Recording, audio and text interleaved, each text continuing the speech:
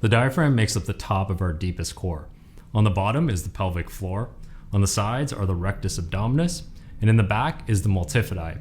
Now, this may be more of a spiritual leaning, but to me, the diaphragm is the primary driver of breath, which means when you open up the breath, it allows us to have our most intimate connection to our surroundings, to absorb ourselves in what's around us. I think in massage therapy that the diaphragm is truly undertreated. In osteopathy, it's often recognized that when in doubt, treat the diaphragm. And on athletes, one thing to consider is that the diaphragm is going to be really tight. The rectus abdominis is most likely going to be very tight on athletes, so that's going to make it really hard to get in there. So a good way to go about this is to first treat the psoas with the muscle energy technique that I show in this course, and that will help with anterior hip rotation, which most people have, and that will slacken the tissue in the abdominals. And then after that, get them to bend their knees, bring their legs up, work with the breath. You can even go in and treat along the lower ribs with some nice gentle fingertips to release the fascia and soft tissue. And this will help not only with breath, but can also help with digestion. The diaphragm works with the motility of the organs. Don't ignore the diaphragm, treat it. I guarantee it's going to help whoever you are treating.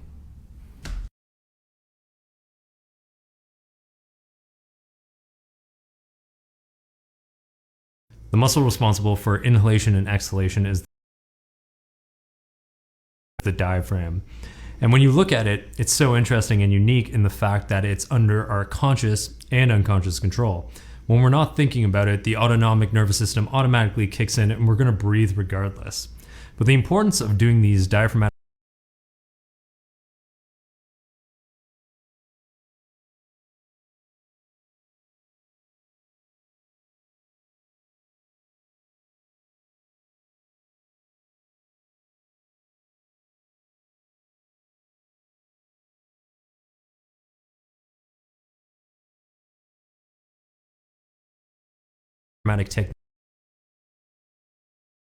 techniques is that you're raising the consciousness of the athlete.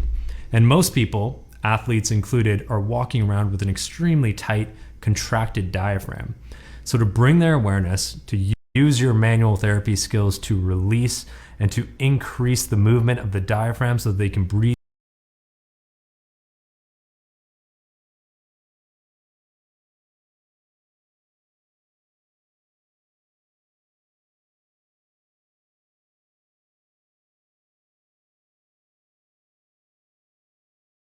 easier during their sport is going to be vital, and it could lead to an increase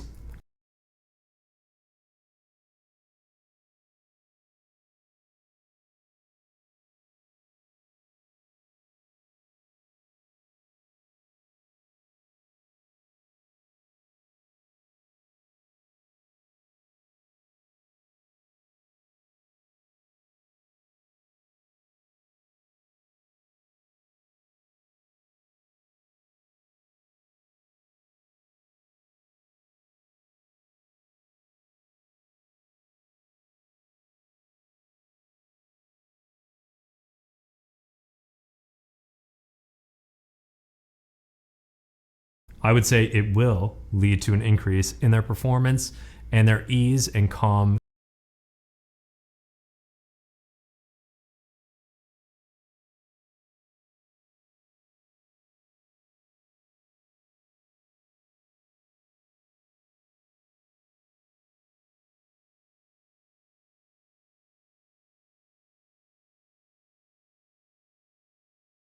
during the activity.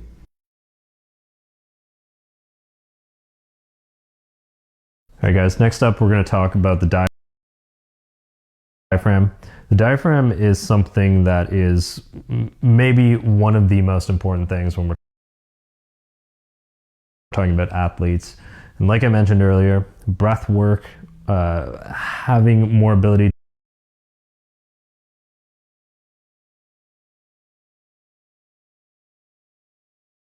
to control your breath as you're doing your sport. I mean, we've seen it in any type of UFC fighter.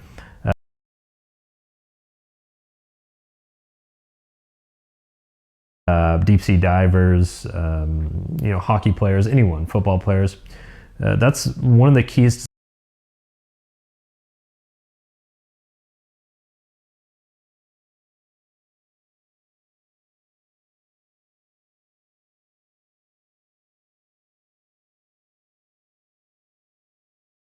to success, I think, for any athlete is knowing their breath and knowing how to control their breath.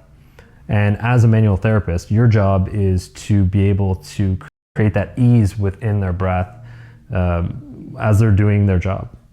So with the diaphragm, I'm actually going to get Jeremy to bring his legs up just so his knees are bent.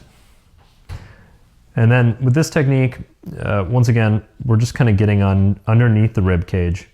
And like the psoas, another delicate process. You want to take your time with it. And with this, you can kind of come from this angle. I like to do it that way and just go over the rib cage. And just really gently, you're working with the client and you're working with their breath. So Jeremy, I'm just going to get you to take a nice deep breath in and slowly out. And as he breathes out, I'm placing my fingertips a little bit more underneath the rib cage. And then once again, deep breath in through the nose and slowly out through the nose. And as he does that, I'm sliding in just a little bit more. And this is definitely a patient game. This technique takes time and patience. But the great thing about it is that you're getting the client to relate to their breath. And you're also showing them, you know, different points of tension that could be creating some issues for them.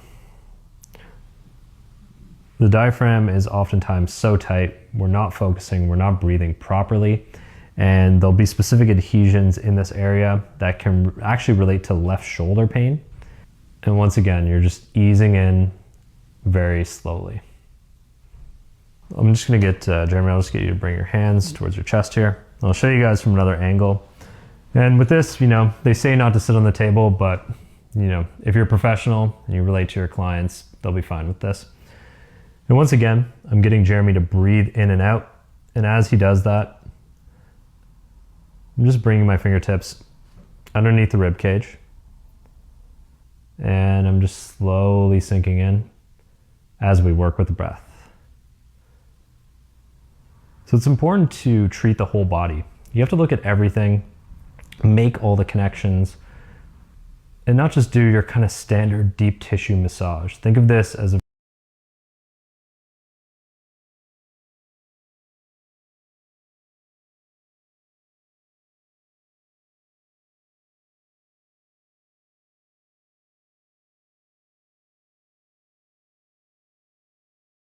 very intelligent art.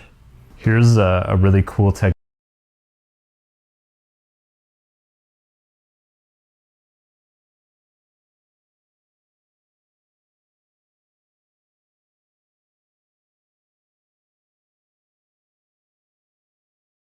To work with your client's exhale. For this one, you're just getting lateral to the rectus abdominis, so you're about right here. And then I'm working with his breath, and as I do,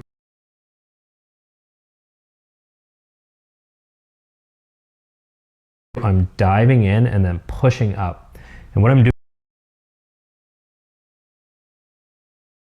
doing there is I'm stacking the organs up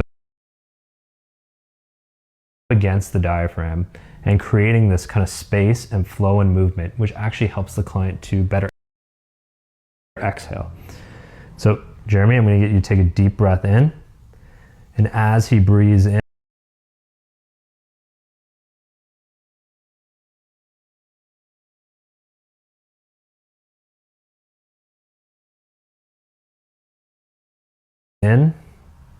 I'm just setting up, and I'm going to get you to take a deep breath out. As he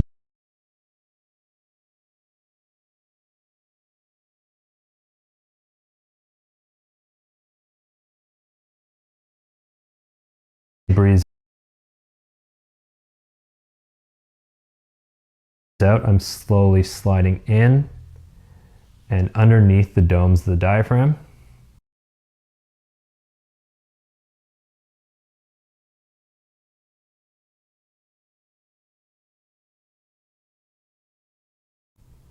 And I'll get you to take a deep breath in. And then on the out breath, I'm dipping down and pressing up underneath the diaphragm. Deep breath in. And on the out breath, I'm pressing down and pushing the organs up against the diaphragm